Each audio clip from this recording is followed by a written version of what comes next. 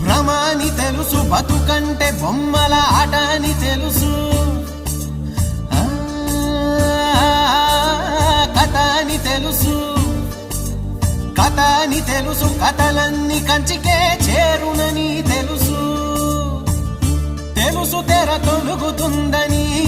తెలుసు తెల్లారుతుందని తెలుసు ఈ కట్టె పుట్టుకుమంటదని తెలుసు ఈ మట్టి మట్టిలో కలిసిపోతదని ఇన్ని తెలిసి ఇరకాటంలో